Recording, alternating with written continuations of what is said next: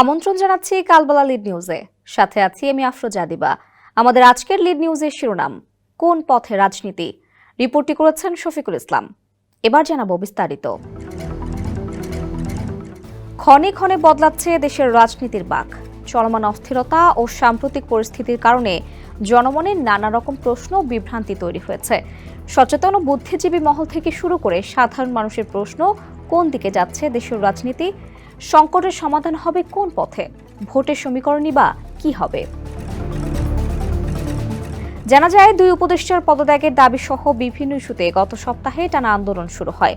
ফলে দেখা দেয় অস্থিরতা এবং রাজধানীবাসীকে পোহাতে হয়েছে ভোগান্তি।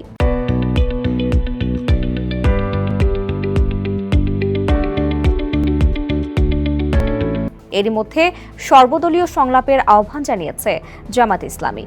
গত বৃহস্পতিবার রাতে প্রধান উপদেষ্টার সঙ্গে দেখা করেন এনসিপির আহ্বায়ক নাহিদ ইসলাম। এরপরই খবর আসে ডক্টর মোহাম্মদ ইউনূস পদত্যাগের চিন্তা করছেন। সংশ্লিষ্টরা বলছেন, আগামী জাতীয় সংসদ নির্বাচন সামনে রেখে রাজনীতিতে নানা মেরুকরণ হচ্ছে। বিএনপি, জামাত ইসলামী, এনসিপি তিনটি দলই ভিন্ন ভিন্ন উদ্দেশ্য থাকলেও তাদের লক্ষ্য একটি, সুষ্ঠু নির্বাচনের মাধ্যমে দেশে গণতন্ত্র ও ভোটাধিকার পুনরুদ্ধার করা। এমন প্রেক্ষাপটে এই তিনটি দলের সঙ্গে পৃথক বৈঠক করেন প্রধান উপদেষ্টা। শনিবার রাতে প্রধান উপদেষ্টার সঙ্গে বৈঠক হয়। সেখানে দেশের সার্বিক পরিস্থিতি নিয়ে আলোচনা হয়েছে। আজকালের মধ্যে অন্য রাজনৈতিক দলগুলোর সঙ্গেও বৈঠকে বসবে উপদেষ্টা পরিষদ। বৈঠকে বিএনপি বলেছে, ডিসেম্বর কিংবা তার আগে জাতীয় নির্বাচন সম্ভব। জামাত বলেছে, রোডম্যাপ দিলেই পরিস্থিতি স্বাভাবিক হবে। আর এনসিপি গণহত্যার বিচার, সংস্কার, জুলাই সনদ ও নির্বাচনের রোডম্যাপ দাবি করেছে। এদিকে প্রধান উপদেষ্টার প্রেস সচিব জানিয়েছেন, রাজনৈতিক দলগুলোকে প্রধান উপদেষ্টা আগামী ডিসেম্বর থেকে জুনের মধ্যে নির্বাচনের কথা বলেছেন। কয়েকটি দলের নেতারা আলাপকালে কালবেলাকে জানান, সরকার ডাকলে তারা প্রস্তুত আছেন। তারা নিজেদের মতামত তুলে ধরবেন। তবে প্রায় সব দলের একই সুর, সেটি হলো চলমান পরিস্থিতিতে সবাইকে ধৈর্য ধরে আলোচনার মাধ্যমে সমাধান বের করতে হবে। একই সঙ্গে অতি দ্রুত নির্বাচনের রোডম্যাপ ঘোষণা করতে হবে সরকারকে। অনেকেই আবার চলমান পরিস্থিতিতে সাবেক প্রধানমন্ত্রী খালেদা জিয়ারও ভূমিকা প্রত্যাশা করছেন। বিশ্লেষক এবং রাজনীতিবিদরা বলছেন, চলমান পরিস্থিতিতে সবাইকে ধৈর্য ধরতে হবে। সব রাজনৈতিক দলের শীর্ষ নেতা এবং উপদেষ্টা পরিষদকে সংযতভাবে কথা বলতে হবে। সেই সঙ্গে আলোচনার মাধ্যমে যেন সমাধান বের হয়, সেই পরিবেশ তৈরি করতে হবে। অতি দ্রুত সর্বদলীয় সংলাপের মাধ্যমে নির্বাচনের সুস্পষ্ট দিনক্ষণ তথা রোডম্যাপ ঘোষণা করার দাবি জানান রাজনীতিবিদরা। এদিকে উদ্ভূত পরিস্থিতি সামাল দিতে একেবারেই বসেনি অন্তর্বর্তীকালীন সরকার।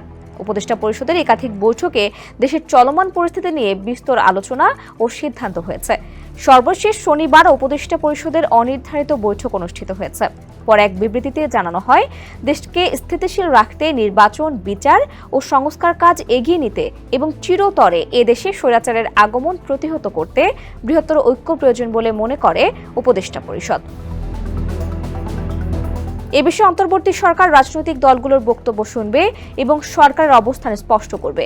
আরও বলা হয়, শত বাধার মধ্যেও গোষ্ঠী স্বার্থকে উপেক্ষা করে অন্তর্বর্তী সরকার তার উপর দায়িত্ব পালন করে যাচ্ছে। যদি পরাজিত শক্তির ইন্ধনে এবং বিদেশি ষড়যন্ত্রের অংশ হিসেবে সরকারের উপর আরোপিত দায়িত্ব পালনকে অসম্ভব করে তোলা হয়, তবে সরকার সব কারণ জনসমক্ষে উত্থাপন করে পরবর্তী সিদ্ধান্ত গ্রহণ করবে।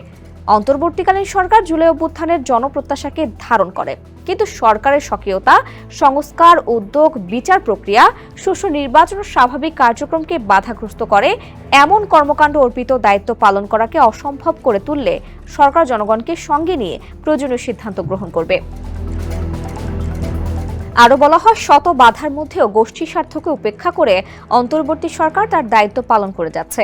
যদি পরাজিত শক্তির ইন্ধনে এবং বিদেশি ষড়যন্ত্রের অংশ হিসেবে সরকারের উপর আরোপিত দায়িত্ব পালনকে অসম্ভব করে তোলা হয়, তবে সরকার সব কারণ জনসম্মুখে উত্থাপন করে পরবর্তী সিদ্ধান্ত গ্রহণ করবে।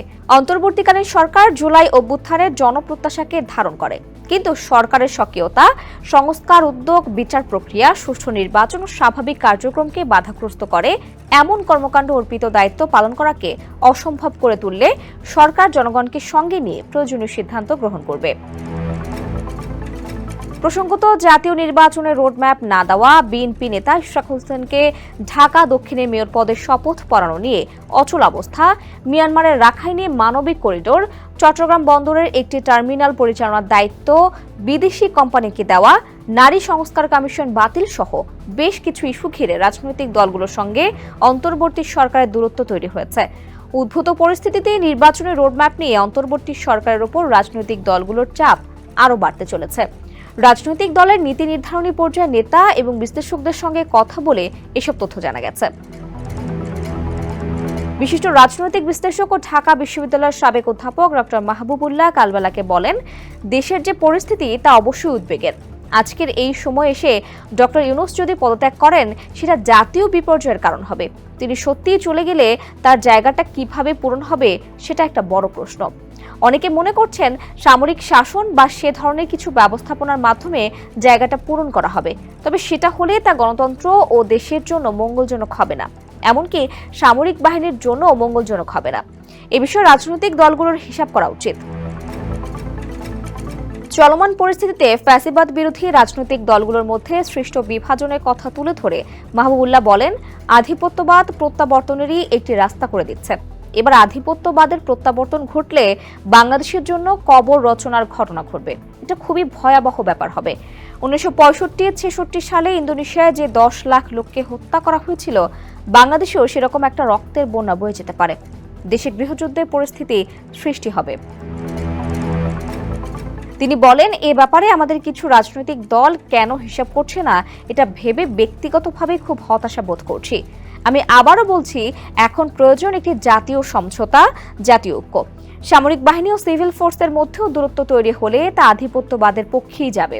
এই দূরত্ব কাটিয়ে ওঠার জন্য জাতির মুরব্বী হিসেবে সাবেক প্রধানমন্ত্রী খালেদা জিয়াকে এগিয়ে আসার আহ্বান জানান তিনি। আমি আশা করব অসুস্থতা সত্ত্বেও তিনি এ ব্যাপারে এগিয়ে আসবেন। তা না হলে জাতির জন্য বড় বিপর্যয়ের আশঙ্কা রয়েছে। আর এই কাজটি যদি তিনি করেন, তাহলে that will be a great serve to the nation.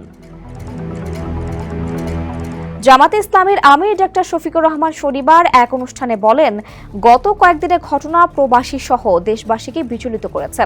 এ ব্যাপারে জামাতে ইসলামী একটি দায়িত্বশীল সংগঠন হিসেবে সতর্ক দৃষ্টি রাখছে। দ্রুততম সময়ে কেন্দ্রীয় নির্বাহী পরিষদের জরুরি সভায় বিস্তারিত আলোচনা করেছে।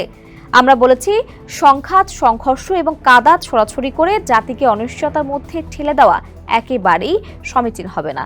তিনি বলেন, জনগণের আস্থা ফেরাতে এবং দেশের স্থিতিশীলতা রক্ষায় অতি দ্রুত সংস্কার ও নির্বাচনী রোডম্যাপ ঘোষণা করে বিচার কার্য দৃশ্যমান করা প্রয়োজন। নির্বাচন অবাধ ও সুষ্ঠু না হলে জাতি আবারও গভীর সংকটে পড়বে। তাই নির্বাচনের আগে প্রয়োজনীয় সংস্কার সম্পন্ন করতে হবে। দেশের সব অংশীজনের আন্তরিক সহযোগিতা ও পরামর্শের ভিত্তিতে দেশ সংকট কাটিয়ে উঠতে সক্ষম হবে। খিলাফত মজলিসের মহাসচিব ডক্টর আহমদ আব্দুল কাদের বলেন, সম্প্রতি যা ঘটে গেল সেটি মোটেও স্বস্তিদায়ক নয়। এজন্য এখনই সরকারকে নির্বাচনের রোডম্যাপের ঘোষণা দেওয়া উচিত। একই সঙ্গে সবাইকে সংযমে পরিচয় দেওয়ার আহ্বান জানান তিনি। তাছাড়া ডক্টর আহমদ আব্দুল কাদের মনে করেন, দেশের চলমান পরিস্থিতিতে বিএনপি চেয়ারপারসন খালেদা জিয়া যদি কিছু একটা বলেন বা করেন, সেটি হবে জাতির জন্য পরম পাওয়া। তিনি দেশবাসীকে নির্দেশনা দিলেই পরিস্থিতি স্বাভাবিক হয়ে যাবে বলে মনে করি। বিএনপি চেয়ারপারসনের ফরেন অ্যাফেয়ার্স অ্যাডভাইজরি কমিটির বিশেষ সহকারী বদরুল আলম চৌধুরী শিবলু কালবেলাকে বলেন, দেশের চলমান সংকট নিরসনের দরকার অবিলম্বে নির্বাচনের রোডম্যাপ। এটি একমাত্র সমাধানের পথ। একই সঙ্গে দেশ ও জাতির কল্যাণে উপদেষ্টা পরিষদ ও রাজনীতিবিদদের সংযত হয়ে কথা বলতে হবে। তিনি বলেন, এরই মধ্যে সংকট নিরসনে ডক্টর ইউনূস রাজনৈতিক দলগুলোর সঙ্গে কথা বলেছেন। আমি মনে করি এটি সময়োপযোগী সিদ্ধান্ত। এখান থেকেই সুষ্ঠু সমাধানের পথ বেরিয়ে আসবে।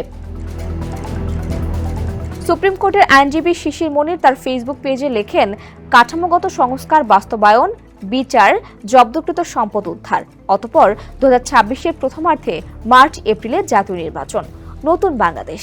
এই বিষয়ে ডান বাম সবাই ঐকমত্য পোষণ করুন।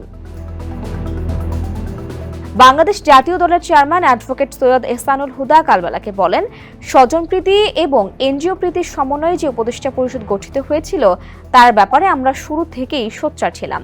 এখন আমরা দেখতে পাচ্ছি একটি অনভিজ্ঞ উপদেষ্টা পরিষদ বারবার তাদের কর্মকাণ্ডের মাধ্যমে হোঁচট খাচ্ছে। এই অবস্থা থেকে পরিত্রাণের একমাত্র উপায় নির্বাচন ও জনগণের ভোটে নির্বাচিত সরকার। জমিয়তে উলামায়ে ইসলামের সভাপতি মাওলানা ওবায়দুল্লাহ ফারুক ও মহাসচিব মাওলানা মঞ্জুরুল ইসলাম আফেন্দি মনে করেন, দেশের জনগণ অন্তর্বর্তী সরকারের প্রধান উপদেষ্টা ডক্টর মোহাম্মদ ইউনূসের পদত্যাগ নয়, বরং প্রয়োজনীয় সংস্কার শেষে নির্বাচনের সুনির্দিষ্ট রোডম্যাপ চায়। পরাজিত শক্তি ও তার দোসরদের কোনো ফাঁদে পা দেওয়া হবে সম্পূর্ণরূপে আত্মঘাতী সিদ্ধান্ত। দেশকে অস্থিতিশীল করতে দেশি বিদেশি বহুমুখী ষড়যন্ত্র চলছে। এই অবস্থায় সরকার ও সব রাজনৈতিক দলকে দায়িত্বশীল আচরণ করতে হবে। সার্বিক বিষয়ে শাহজালাল বিজ্ঞান ও প্রযুক্তি বিশ্ববিদ্যালয়ের পলিটিক্যাল স্টাডিজ বিভাগের অধ্যাপক ও রাজনৈতিক বিশ্লেষক ডক্টর মোহাম্মদ শাহাবুল হক কালবালাকে বলেন, গত 9 মাসের মধ্যে এই মুহূর্তে অন্তর্বর্তী সরকার সবচেয়ে কঠিনতম সময় পার করছে। কারণ রাজনৈতিক দলগুলোর মাঝে নির্বাচন এবং সংস্কার নিয়ে ঐকমত্যে না পৌঁছা, একটি পক্ষে নির্বাচন পিছিয়ে অন্তর্বর্তী সরকারের মেয়াদ দীর্ঘ করার প্রয়াস, সরকারের কয়েকজন উপদেষ্টার বিতর্কিত বক্তব্য বর্তমান সরকার প্রধানকে নানানভাবে চাপে ফেলেছে। এমন পরিপ্রেক্ষিতেই ডক্টর মোহাম্মদ ইউনূস পদত্যাগ করতে চেয়েছিলেন। ডক্টর মোহাম্মদ ইউনূস যদি সত্যিই পদত্যাগের সিদ্ধান্ত নেন, সেটি বাংলাদেশের জন্য একটি দুর্ভাগ্যজনক বিষয়। এক্ষেত্রে দলগুলো যদি সংলাপের মাধ্যমে সমঝোতায় পৌঁছাতে পারে, তবে অন্তর্ভুক্তিমূলক নির্বাচন, সাংবিধানিক সংস্কার এবং প্রতিষ্ঠানের স্বাধীনতা নিশ্চিত করে গণতন্ত্রকে পুনরুজ্জীবিত করা সম্ভব। কেননা বর্তমান সংকটের সমাধান রাজনৈতিক ইচ্ছাশক্তি, নৈতিক নেতৃত্ব এবং সম্মিলিত প্রচেষ্টার উপর নির্ভরশীল। যদি সব পক্ষ জাতীয় ঐক্যের প্রতি অগ্রাধিকার দেয়, তবে দেশ স্থিতিশীলতা ও উন্নয়নের পথে ফিরতে পারে। অন্যথায় অস্থিরতা দীর্ঘায়িত হলে সামাজিক অর্থনৈতিক মূল্য ভয়াবহ হতে পারে। সময়োচিত পদক্ষেপই পারে ভবিষ্যতের দিশা নির্ধারণ করতে।